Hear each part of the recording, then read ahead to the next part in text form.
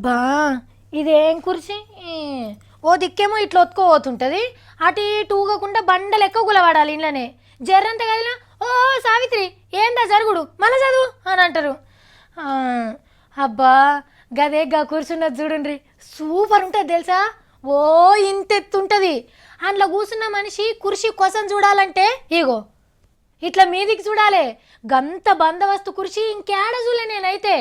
ఓ సార్లు ఆ కుర్చీలకు కొత్త సార్ వచ్చిండు, జర కొలతలు తీసుకొని నల్లగా ఉన్ని పెద్దగా కుట్టిండ్రి. రేపు రేపు పోటీ పరీక్షలలో అడుగుతుండొచ్చురు, మంచిగా యాద పెట్టుకోండి.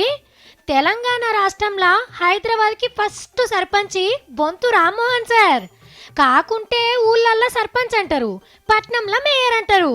ఉప సర్పంచ్ లెక్క అంటే చిన్న మేయర్గా బాబా ఫసియుద్దీన్ బాయ్ని ఎన్నుకున్నారు. కడమ పార్టీల తరపున పోటీ అనే ఆలోచననే లేకుంటైంది.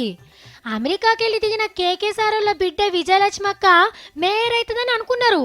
కానీ రామ్మోహన్ అన్న మొదలే కుర్చీ మీద బొంత వర్షి పెట్టిండట.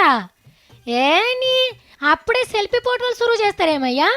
99 మంది గులాబీ పార్టోళ్ళు, 51 మంది కడమ పార్టోళ్ళు ఇమానం తిన్నారు, ప్రజల కోసం చెమటలు దారవోస్తామని.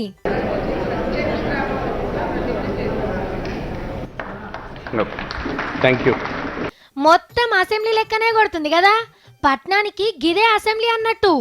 ఎవరికి ఏం సమస్యలు వచ్చినా తీర్చేది వీళ్ళే. ఇన్ని దినాలు గీ బర్వంతా మున్సిపాలిటీ ఆఫీసర్ వాళ్ళు మోస్టోళ్ళు. చెత్త కుప్పలు మురుగుంటలు చక్కగా పట్టించుకునేటోళ్ళు కాదు. ఇప్పుడు ఎవరి డబ్బాలు వాళ్ళే మంచి చెడ్డలు చూస్తారు. అంతకు మొదలు పొద్దుగాలనే పట్నం ఎలక్షన్లల్లా కార్ని స్పీడ్ ఊరికిచ్చిన మెయిన్ డ్రైవర్ రామారావు సార్ని కలిసి దీవెనార్తెలు తీసుకుండ్రు. ప్రమాణం చేసినాక సీఎం సార్ని దర్శనం చేసుకుండ్రు.